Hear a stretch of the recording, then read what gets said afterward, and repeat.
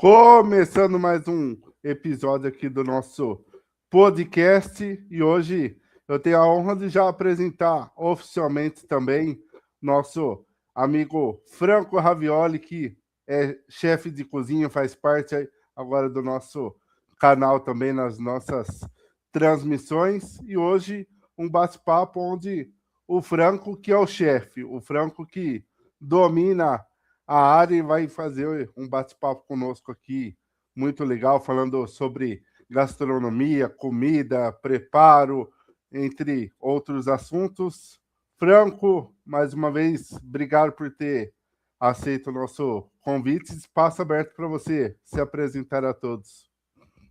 Fala, Felipe. Fala, galera. Tudo bem? Primeiro, muito honrado e com muito gosto vou fazer parte desse time, dessa equipe do melhor escalão. Já tinha ouvido várias vezes e que vou procurar dentro do esporte, principalmente do futebol, estar no mesmo nível de vocês. Eu venho com maior prazer agora vendo a Copa do Mundo e daqui a pouco no Campeonato Brasileiro e outros campeonatos. Eu venho numa qualidade de torcedor, mas com base, procurando não ter só o sentimento, obviamente, porque o meu é esse aqui, ó, é do Verdão. Então eu tinha que vir para equilibrar porque, Felipe, tem muito corintiano, né? Bom, no Brasil e no mundo, né? E é uma grande equipe, como as quatro maiores de São Paulo. E eu tenho muito gosto de estar com vocês e hoje falando um pouco de gastronomia. Muito prazer estar aqui, obrigado pelo convite. Ô, Franco, aquela perguntinha clichê, né? Como que começou a sua paixão pela gastronomia? Teve incentivo de alguém?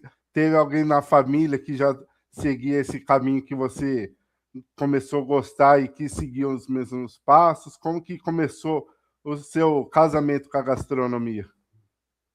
Olha, na verdade, começou desde muito pequeno. Eu gostava de ver minha mãe cozinhando, cozinhava demais. Meu pai era um grande conhecedor, minhas avós também. Então, não só nos almoços de domingo, mas também no dia a dia, porque na realidade a gente conhece muito de cozinha no dia a dia, não é naquela aula. Todo mundo fala, pô, Franco, quem que dá uma aula para a gente saber? Não. É que nem perguntar direito ou medicina, dá para ter um curso que vai. Não, não vai ter um curso, vai ter um caminhar. E nessa linha, que aconteceu? Eu olhei muito e sem querer fui gostando. Talvez ali começasse um caminho profissional, porque gostava de vê-los cozinhando, não é verdade? E aí eu fui fazer economia. E daquele dia em diante, quando eu fiz economia, eu já tinha ido em alguns acampamentos, nas férias, sabe? Tem sempre alguém que cozinha para os amigos. Então tinha uma caixa bacana de madeira que meu pai levava quando meu pai caçava. Caçava para comer, perdiz, codorna, para comer com polenta, o famoso a caçadora. Então eu comecei a trabalhar no Banco Francês, depois da faculdade, e ali meio que saí porque eu tinha minhas vontades próprias e um dia de um lançamento vendi mais do que devia e conversando com o meu chefe resolvi sair. Peguei meu carro, não pago, era consórcio. Me Paraty, desci a Paulista, desci a Padre João Manuel, entrei na Oscar Freire e vi um lugar que seria uma loucura hoje. E era na época. E eu sempre digo, é aquela irresponsabilidade quando você é muito moço, 22 anos, que ela faz parte. Não estou pedindo aqui para alguém ser irresponsável, mas de ter menos medo, porque terei menos problemas, ou mesmo para consertar, dá tempo, 22 anos. Então, eu gostei de um lugar de 30, 40 metros quadrados, e ali me apaixonei que a gente vai poder falar conforme aqui. para se fazer. Mas naquele tempo não tinha delivery. A gente foi um dos primeiros ali. Eu estou falando isso em 4 de setembro de 86. E eu vou fazer 40 anos agora no meio dessa gastronomia. Então foi ali que eu comecei, mas me apaixonei de uma forma. Porque assim, ou você ama de verdade para fazer um negócio desse ramo, ou não faz, cara. Não faz porque vai sofrer. Então é esse o posicionamento que eu sempre digo para as pessoas. Foi Ô, assim que eu comecei. Ô Frank, você acompanhava alguém que era chefe de cozinha? Quem que eram suas inspirações para hoje você se tornar um chefe profissional? Naquele momento, eu não era chefe, e também vou dizer que chefe é o momento que você chefia, né? Somos todos cozinheiros. Então, na minha concepção de chefe, você tem que ter muitas bases. Mas se a gente faz uma cozinha e eu lidero 3 pessoas, eu sou um chefe de cozinha naquele momento, né? Como você tem um chefe de qualquer outra área. Não é fazer pouco, não é só ter essas pessoas que estarão com você, mas você está chefiando. Senão você volta normal, quando não é mais chefe, a ser cozinheiro, tá? Naquela época, não tinha tanta. Não se conseguia tanto seguir alguém, porque a gente não tinha internet, porque não se tinha celular. Então a gente sabia de histórias, de livros, a gente ia aos restaurantes e a gente gostava de ver muitas vezes alguém cozinhando, mas não tinha muito acesso, né? Então as técnicas também no Brasil não tinham, não estavam todas por aí, né? Era um momento que começava a nascer grandes grupos como Fasano, né? Que o Geno trouxe cozinheiros italianos. A gente começava a dizer assim que o risoto era maravilhoso, mas a gente não tinha, por exemplo, o arroz arbóreo. Risoto se faz com arroz arbóreo. Ah, eu consigo fazer com outro arroz.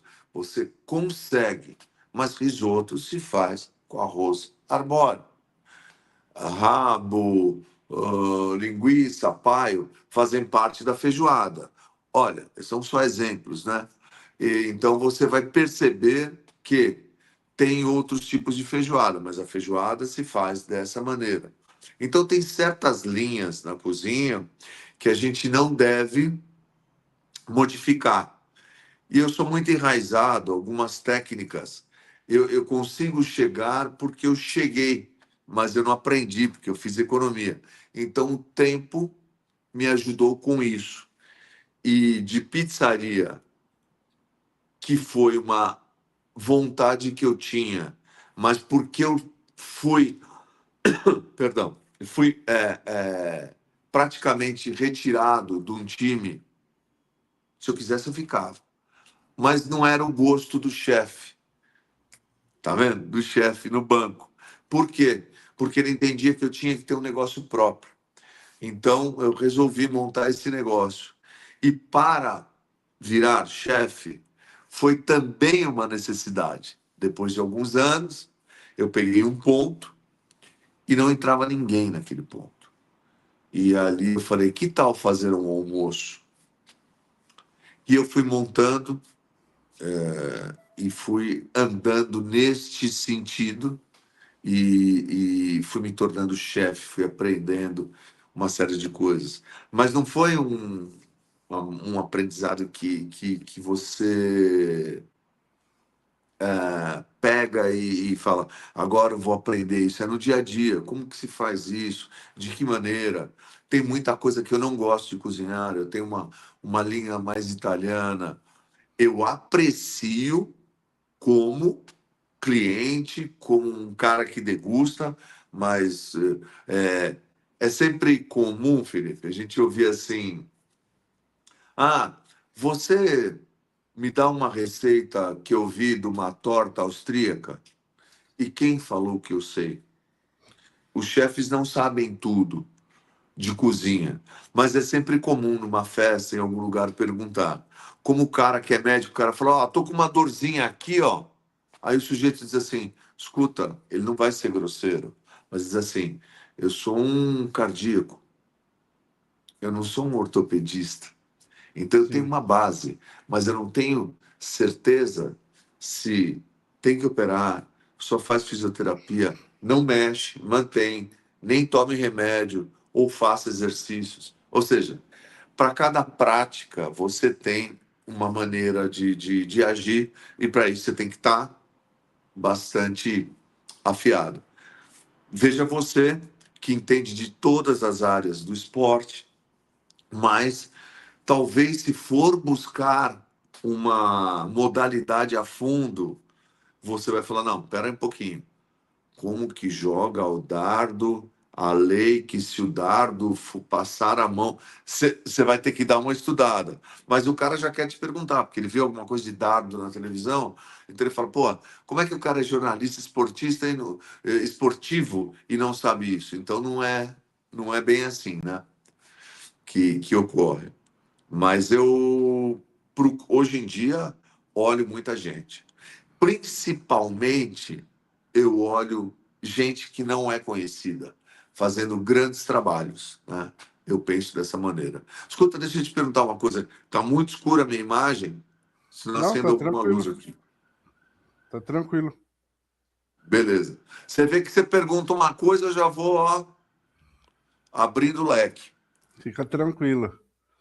Ô, Frank, e uma coisa que você comentou, que hoje em dia a gente tem internet na palma da nossa mão, tem conexão com o mundo todo, tem facilidade ali de pegar uma receita no YouTube, pegar algum prato ali com um amigo de fora. Antigamente a gente não tinha essa facilidade de comunicação, de acesso às informações. Quais foram os maiores desafios nesse início de carreira seu como chefe, justamente por não ter essa facilidade que a gente tem nos dias de hoje? Olha, Felipe, eu acho que o grande desafio continua sendo o mesmo para quem inicia. Um cara que não conhece nada, um cara que estudou um pouco e um cara grande, o desafio dos três é o mesmo. Te explico. O cara que não estudou isso é muita vontade. Ele vai depender muito da equipe, vai aprender muita coisa e vai ter muito problema. A gente precisa de muita resiliência, a gente precisa de muita ajuda da família, de paciência, de uma série de coisas. Mas, cara, é o mesmo. O cara que estudou, que tem certa experiência, ele não abriu um negócio. O Felipe, hoje eu sou parceiro do. É um exemplo. Do bate-bola. Beleza? Toque de bola, bate-bola, sempre me confundo. Preciso melhorar isso aí. Então, do toque de bola. Toque de bola? Toque de bola. Exato. Outro dia eu mandei um bate-bola, falando com uma pessoa, ele perguntou onde que é. Eu falei, já está no nome. Ele falou, não achei. Eu falei, claro, eu errei o nome. Então a gente se confunde também. Eu não tenho vergonha. Eu não tenho vergonha de falar, porque já errei bastante e faz parte do processo. E aí o cara do meio do caminho, ele também não sabe. Ele trabalha é parceiro do Felipe, mas naquele momento atrás do balcão, o Felipe veio, como que eu vou agir? Né? É completamente diferente. Não é, oh, meu amigo, mas eu tenho que te servir legal, eu tenho que cobrar, que é muito chato cobrar de um amigo. Tem gente que sabe, eu sempre falo que ofereci muito antes, quando já tive meus restaurantes.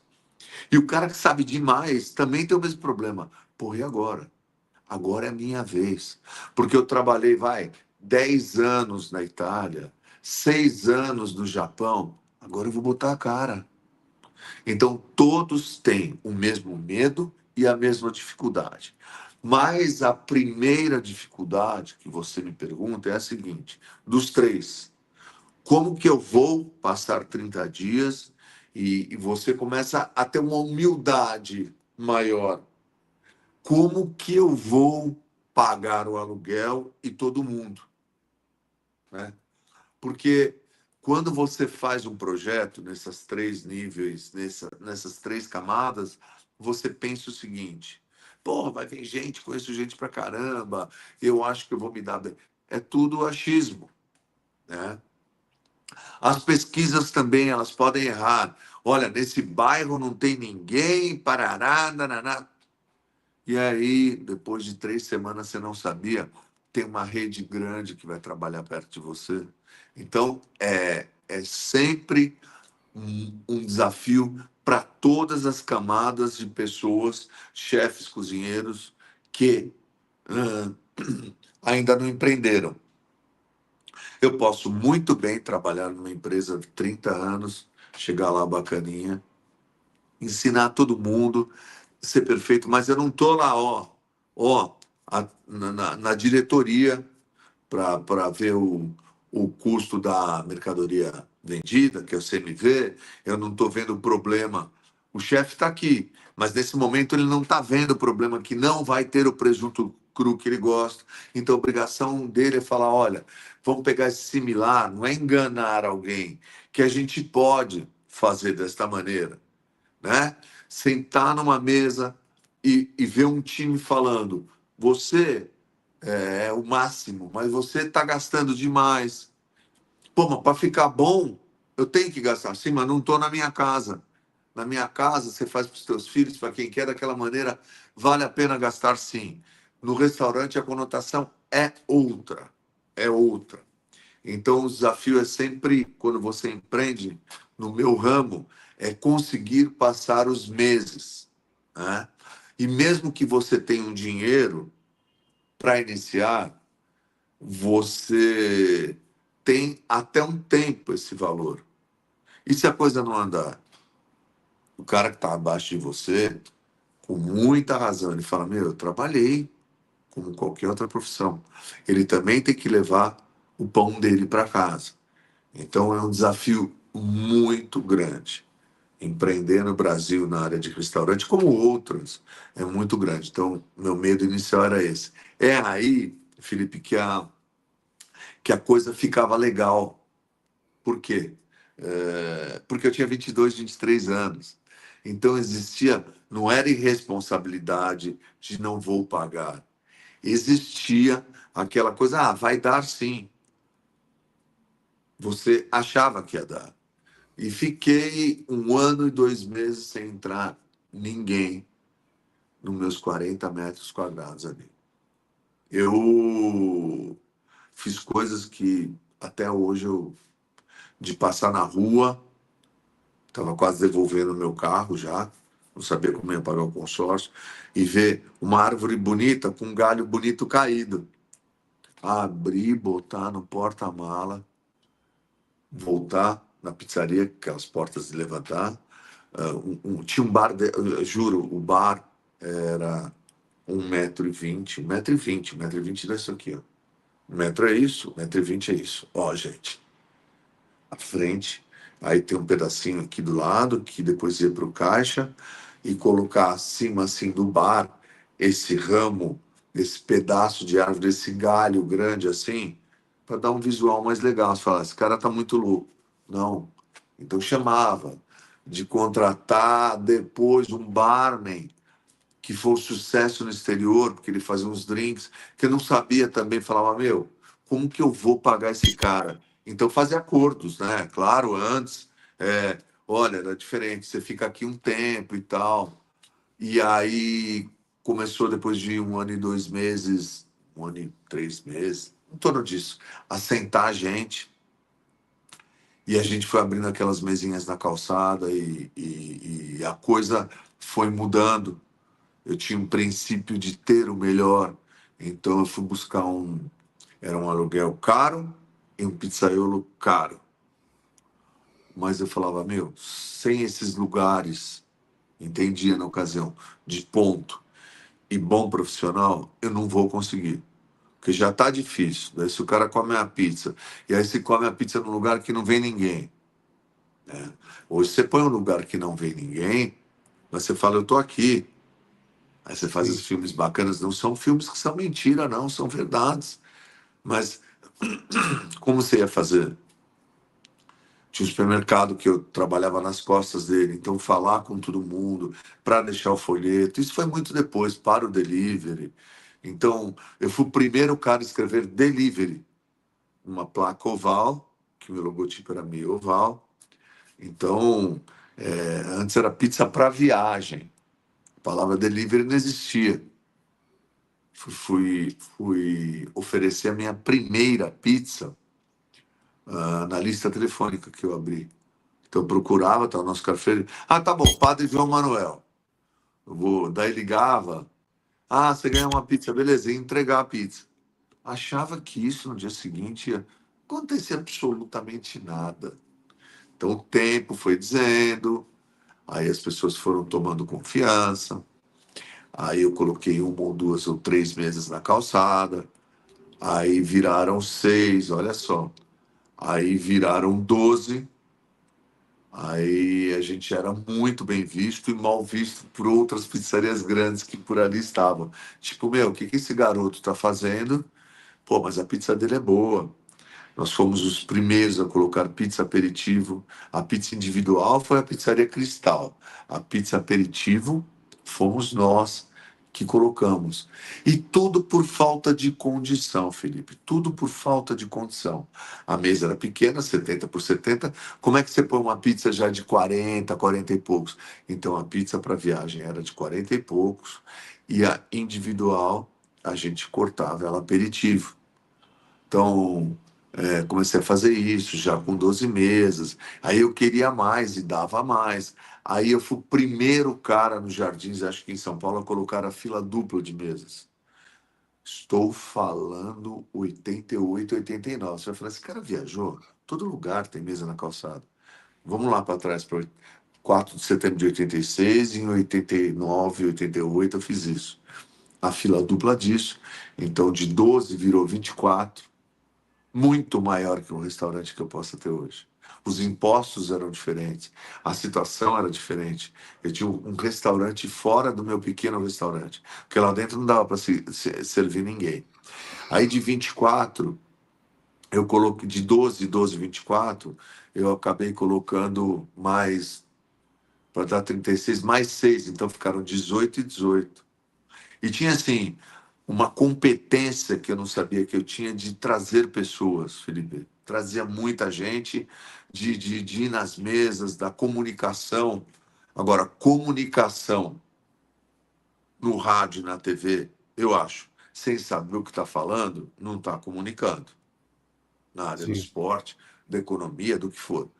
Comunicação que eu tinha lá, sem saber do conhecimento das pizzas, não é só das coberturas, mas de como se faz, do que é. Não, não come mais, uma dá, duas dá. Eu ia literalmente, mesmo já tendo dois, três garçons na calçada. O cara trabalhava literalmente na calçada. Aumentar o todo, discussão com a empresa que era um supermercado, que era a Casa da Banha, antes de ser o Pão de Açúcar ali. Olha, você não, que era um grande supermercado também. É, um dia assim, com um dos exemplos, choveu pra caramba. Os caras tinham um prédio na frente com uma marquise, as pessoas foram para lá. Falei, esses caras não vão pagar nunca mais. Parou a chuva, eles voltaram para as mesas, pagaram tudo. Quer dizer, não é que era um outro tempo. As pessoas entendiam que ali era um lugar único, que já conhecia os garçons, já conhecia os sócios que eu tinha, e assim eu fui andando.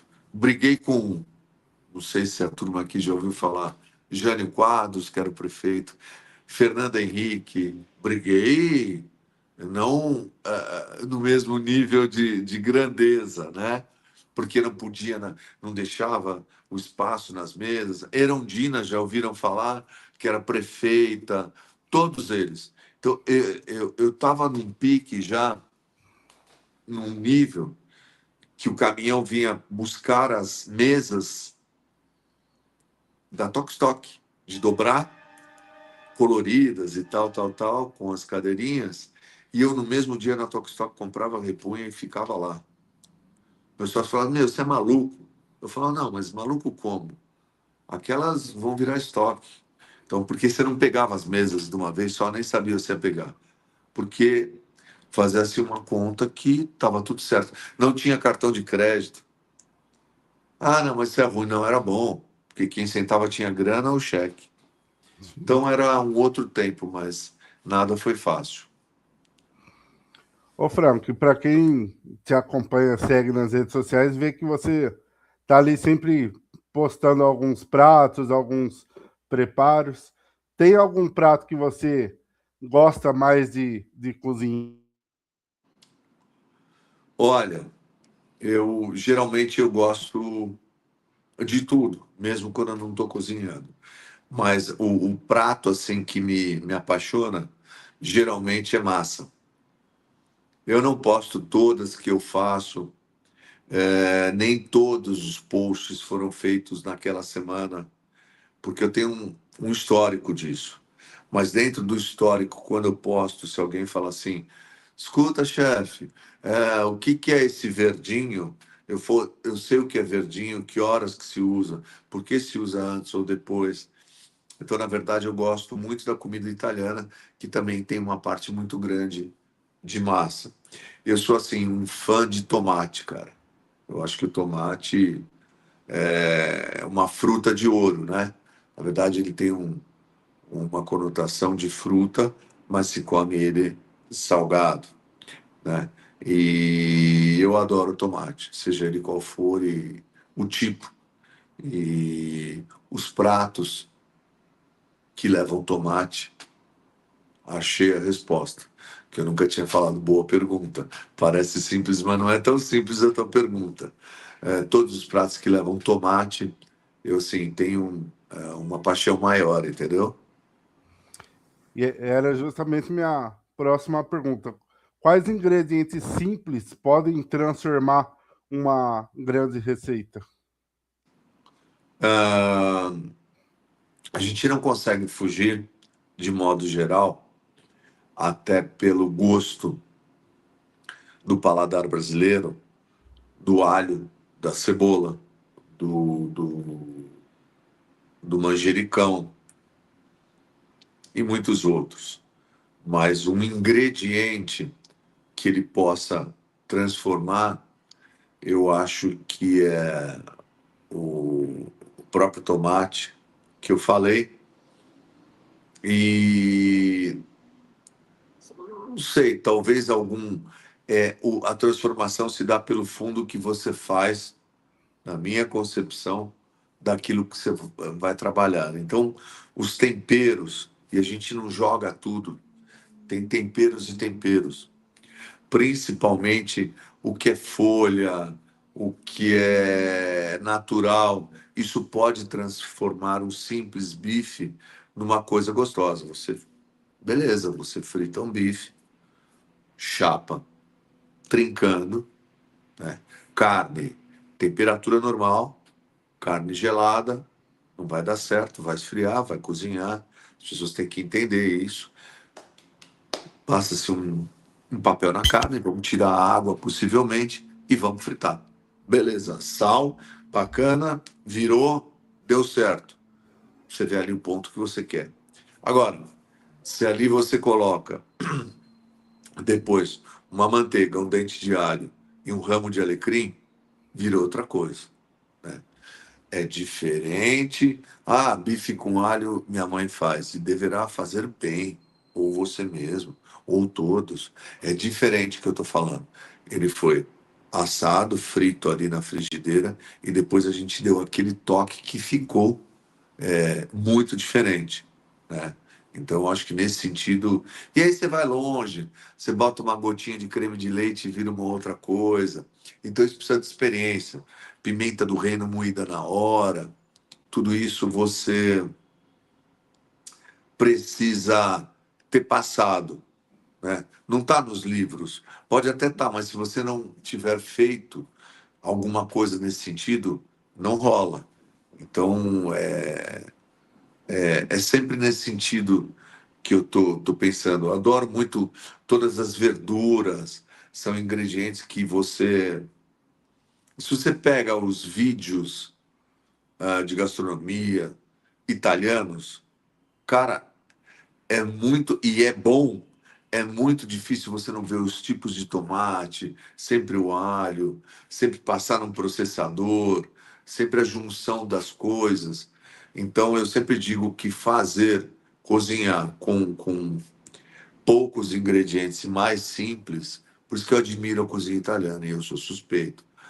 É mais difícil e até quando se interpreta, o cara fala, não sei como tá tão bom com coisas tão simples, né?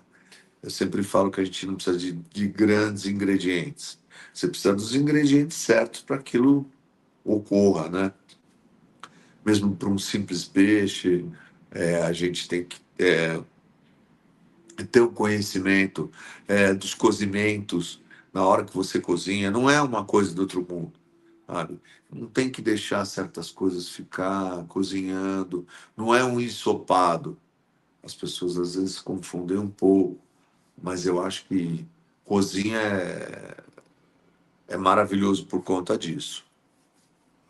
Ô, Franco, e para quem está nessa área, como que é saber equilibrar a criatividade com a tradição na elaboração dos pratos? É, a tradição,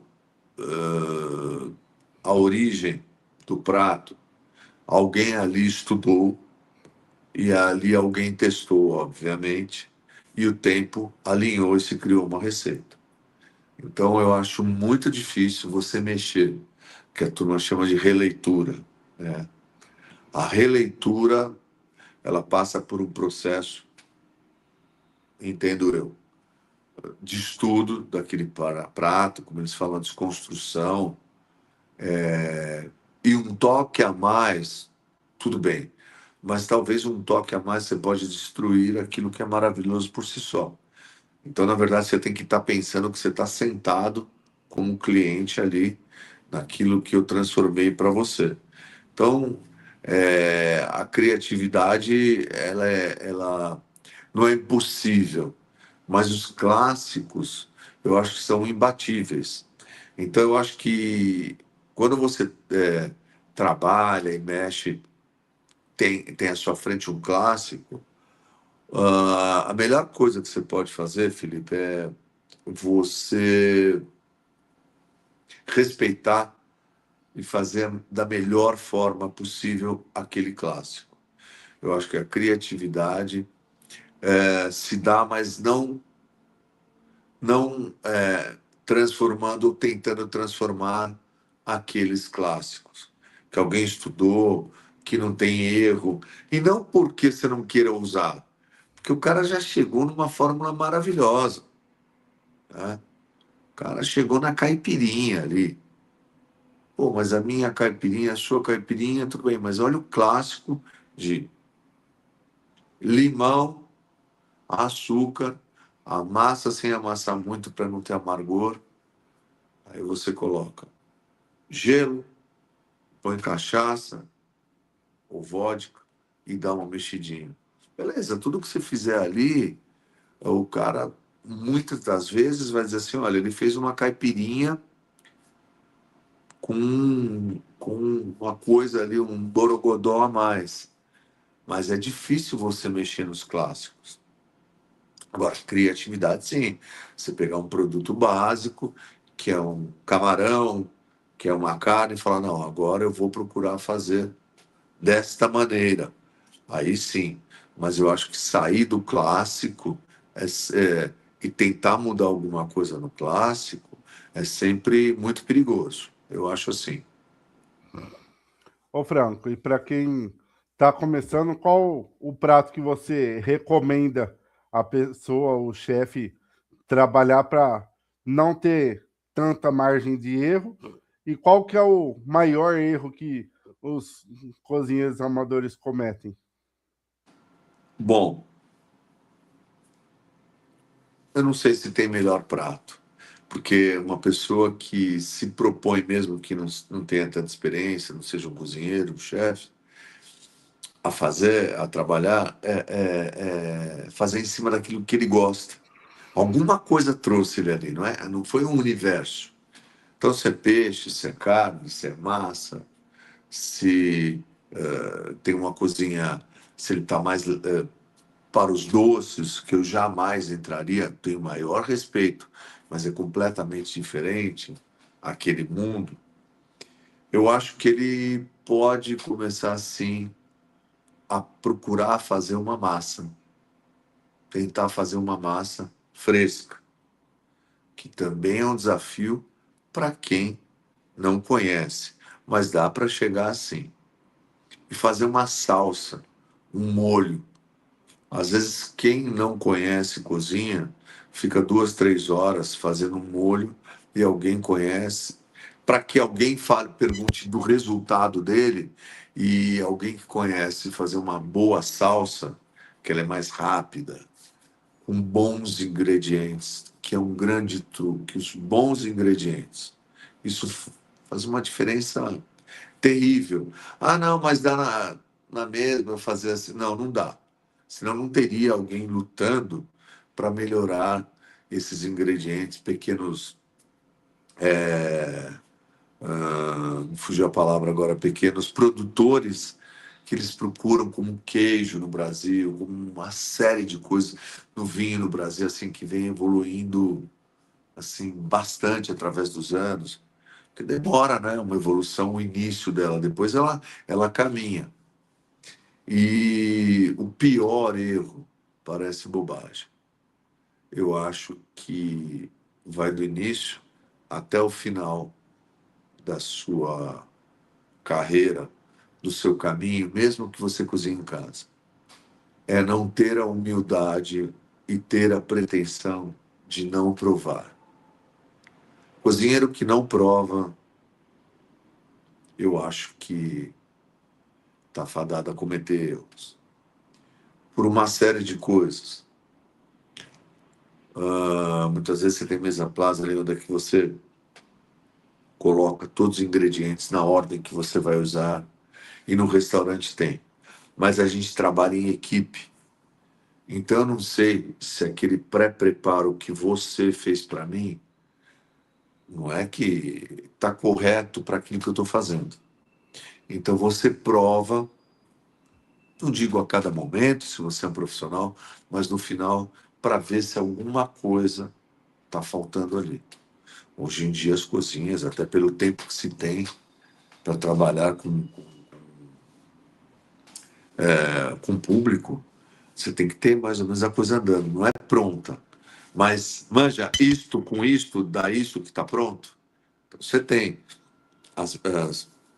os pré-preparos, as bases ali, para que você monte a receita na hora. Não é que fica tudo pronto na hora, né? Você também tem muita base de risoto, que o cara sabe o timing para não ficar os 40 minutos fazendo risoto. Aqui eu estou contando uma história, Felipe, que para quem realmente não cozinha, porque ou cozinha pouco, porque os chefes e os donos de restaurantes sabem o que eu estou falando.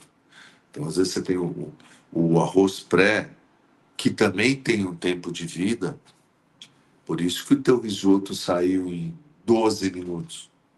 Porque se pegar, não vai sair em 12 minutos. O arroz, às vezes, precisa de um tempo. Ele precisa de um tempo maior, né? E então eu acho que o cozinheiro tem que provar tudo aquilo que ele faz. Tem que provar. Não é pegar metade de uma carne. Não. É principalmente os molhos, a questão do sal. E minha mãe dizia uma coisa que era fantástica. Ela dizia assim: olha, às vezes você coloca um monte de tempero e não tá com gosto de nada. O que falta, Felipe, é sal. Sal. Para acabar dando a luz a todos os temperos que ele colocou. Você fala, não, vou colocar mais. Não, você não colocou o sal. Ou muito sal, que estraga todo um trabalho. Então, provar, eu acho que é o grande segredo. E quando falta alguma coisa, apesar dos anos todos, você diz assim, porra, ainda bem que eu provei. Então, faz parte da humildade experimentar alguma coisa, né?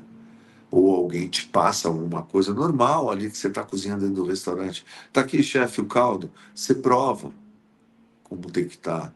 Você fala, opa, aqui está mais fraco. Você vai equilibrando, né? Sim, A gente não tem ideia, mas como num carro de Fórmula 1, às vezes ganha uma corrida que o cara calculou ali. A gente não ganha essa corrida na reta. Nós vamos ganhar nas curvas, né? Um time de futebol que a gente adora. Pô, o cara, peraí, esse time não jogava tudo isso. Ele soube como trabalhar aquele momento e ter a oportunidade. E a cozinha também tem essa coisa do equilíbrio, de que você fala assim, bom, aqui esse caldo devia ter mais força, não tem? Então, pera, deixa eu ajeitar aqui com isso. Não é subterfúgio, não é colocação de alguma coisa que não tenha, mas você tem ideia do que você está falando. Um prato que a base dele tem que ter o sentido de se perceber o alecrim, não tem gosto nenhum de alecrim. Então, um cara vai dizer assim, escuta, não é a base de alecrim, modo de dizer alguma coisa. Você tem... E também tem que saber não passar. Então, tudo é um grande equilíbrio. E tem que se experimentar sempre, né? Eu acho. Café com esse frio já tá meio geladinho, mas tá bom também. ô Franco, e hoje na sua carreira, se você pudesse cozinhar para alguma personalidade, qual seria ela e por quê? Olha, é sempre um desafio. Porque na hora que você vai cozinhar para alguém importante, talvez não seja importante a comida e nem o vinho que está na mesa. Seja importante a conversa que essas pessoas têm, né? Mesmo nos restaurantes, que eu já tive bastante gente importante, sem querer, sem estar combinado. Ali cozinhando, trabalhei em Fórmula 1 também, junto com o restaurante, junto com meu irmão, mas é sempre o cuidado para não errar. Mas se eu tivesse alguém para cozinhar pensando no esporte, por exemplo, o Ayrton Senna já foi em uma das pizzarias. Foi um sucesso, ele gostou naquele momento. E, na verdade, a gente já fazia forneria há 30 anos atrás, que é um misto de comida italiana com pizza também. Então, já foi um desafio. Não sei, eu não saberia te dizer exatamente, mas dentro daquilo que é o contexto que vocês me convidaram para estar junto, eu acho que um esportista seria legal. Mas aí tem um monte deles, né? Você imagina cozinhar para o Messi? O que pode ser? De ele gostar. Você imagina cozinhar para o Cristiano Ronaldo? Então são caras assim que você fala, meu. E às vezes, Felipe, com pratos simples, você ganhou o cara.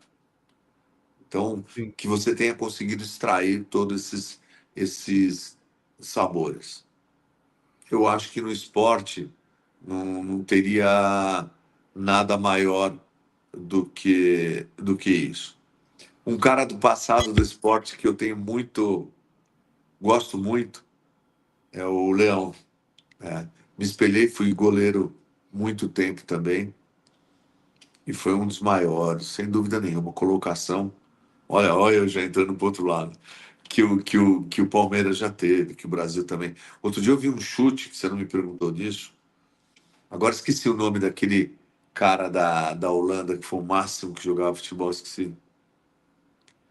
Bom, ele deu um chute quase a 5 metros do Leão, ele fez uma ponte rápida para o lado e pegou a bola. Ou seja, é um cara do passado do esporte que eu gostaria. Porque ele tem bom gosto, eu vejo as entrevistas, ele faz um monte de coisa. Tem o jeitão dele, né? Mas Sim. foi um craque, era um cara que eu gostaria muito de cozinhar para ele. É um cara que tem certa experiência. Você sabe, Felipe, que tem uma máxima dos garçons que eles falam assim: o cliente também ajuda. Os garçons da antiga, né? Porque às vezes você quer oferecer uma coisa para o cara e o cara fala: meu, esse cara tá viajando, o que ele quer que eu coma isso? Então, o cliente também ajuda, aquele que sabe esperar, sabe ver e tal. Então, desculpa, mas garçom bom também depende de um cliente. Bom não é quem tem dinheiro, que sacou uma explicação que ele queira dar, então é muito importante. O restaurante, ele vai numa situação que, cara, você vai lá para o restaurante, você está com fome, você está irritado, você não tem tempo, são várias situações. Então, não é fácil, mas acho que no esporte eu ia ficar muito contente de, de, de receber essas pessoas que eu te falei. Ô, Frank, e olhando hoje a sua trajetória até aqui, o que representa a gastronomia para você? O que representa? Bom, é, primeiro que ela tem tudo a ver com o toque de bola, porque o esporte está muito ligado à, à, à gastronomia. Se a gente pensar,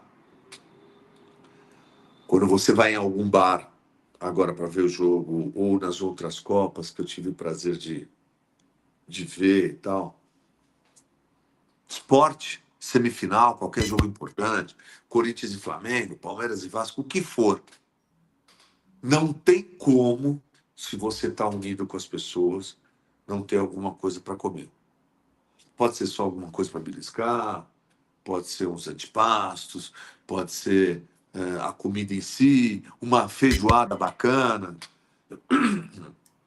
que por sinal a feijoada não é que ela voltou, ela nunca deixou de estar, e hoje qualquer dia tem uma boa feijoada. Mas a comida em si, como é que eu vejo a gastronomia hoje? Eu acho que ela sempre foi, ela está ao máximo. Porque apesar da gente gostar demais, né? 3 vezes por dia, sou obrigado. Café da manhã, almoço e jantar, como mínimo. Então, acho que ela compõe, quando ela não está como principal, ela está sempre envolvida. E eu acho que essa moçada que vem aí, eu sempre digo assim, tá com muita vontade. Então, a criação, como a gente falou há uns 20 minutos atrás, ela tá bem em voga. Agora, a criação sem conhecimento de base, você não vai encontrar. Quem tem essa criação é porque também conhece a base. Porque tem coisas que elas não conjuminam. E você também percebe que se você vê alguma coisa no Instagram e tal, é bonito, mas às vezes não chega nisso. Eu tenho ouvido, Felipe, muita gente dizer assim: ah, eu fui naquele restaurante X, porra, demais, lindo, lindo mesmo, bem servido mesmo, que é muito importante. Antigamente a gente achava que não precisava, tendo a comida boa, você ia trazer de volta. Não, é negativo. Todo mundo quer ser bem tratado e tem que ser em qualquer área. Mas na hora de comer é bonito, mas puta, não comi. Faltou a cor. Você entendeu? Eu acabei não comendo, não tendo prazer. Então, eu acho que tem que andar de novo, muito junto. A gastronomia, com a decoração, com a organização. No fundo, se você não tiver uma gastronomia que vai te reportar, que aquele sabor vai ficar na sua memória que na hora que você pensa já, né, a boca faz, né, como a gente fala, eu acho que é muito difícil de se obter o cliente de novo. Então, eu acho que a gastronomia vai, ela passa por cores, perfumes e sabores que tem que te chamar novamente para estar naquele lugar. Eu acho que a gente vai ter um retorno, meu pensamento, das coisas, e elas já estão retornando, básicas, clássicas, com outros adornos, com outra vestimenta, mas o básico vai perdurar. Eu acho que é isso, que são os clássicos. Ô, Frank, para quem acompanha você pelas redes sociais, outros chefes, gosta ali de assistir aqueles programas culinários para também preparar em casa, que tem essa vontade de trabalhar com cozinha, de ser um chefe de cozinha. Que mensagem que você deixaria para essa galera que nem você comentou que tem essa vontade de aprender, tem essa criatividade para pôr em prática? Que mensagem que você deixaria para essa galera? Olha, bom, começando de trás para frente, criatividade você, às vezes você não tem nem certeza que você tem ou que você vai se utilizar. Mas o que fazer, independente da faculdade de gastronomia, independente de qualquer coisa, é estar dentro de um restaurante. Só isso vai te trazer o conhecimento, né? É você jogar menos tênis, é jogar com quem joga mais que você sempre. Mesmo apanhando no tênis, no caso, você vai aprender mais. Então, por mais que você tenha um conhecimento técnico, vá, você que é novo, vivenciar dentro de um restaurante. Bata na porta, peça assim, e quando o cara fala, olha, fica aqui, vai fazendo isso, não se sinta menor. É que esse vá fazendo isso de picar, de juntar, de separar, vai lá na câmera, vai dar uma olhada. É porque tudo isso, quando você for maior, alguém vai ter que fazer e vai ter que fazer direito. Não dá para picar tudo errado, não dá para ter jogado metade fora. Então a mensagem é que vá procurar um restaurante para começar a ter essa experiência. Não se importe com quem vai falar, todo mundo está ligado que você é estagiário ou não, que você é legal ou não, cada coisa no seu tempo, as suas oportunidades, mas você tem que começar de alguma parte. Então, tá na faculdade de gastronomia, beleza, mas conseguiu. Quanto que vai ganhar? Nada? Nada. Não vai ganhar nada. Mas você vai ficar 4 horas ali que você vai aprender muito. Então, pôr em prática essa sua vontade, independente da faculdade. Faculdade de gastronomia no Brasil começou há pouco tempo. Então, vá para dentro de um restaurante. Ô, Franco, eu sei que gastronomia tem vários assuntos aí que dá para a gente debater, trazer, mas eu acho que a galera que está acompanhando já deu para ter uma boa noção. Já deixo espaço aberto para a gente fazer novos bate-papos aqui para se aprofundar ainda mais, trazer mais histórias. E queria agradecer você por ter topado fazer esse bate-papo conosco e também fazer parte agora da nossa equipe como comentarista, em breve aí como repórter nos estádios. E já Tô louco deixo para começar, te cortando, tô louco para começar, eu gosto. E já deixo o convite para galera te seguir nas redes sociais, que além de gastronomia, muito em breve teremos também reportagens em campo, né? É, nossa, fiquei muito contente que vocês do Toque de Bola me convidaram para estar aqui.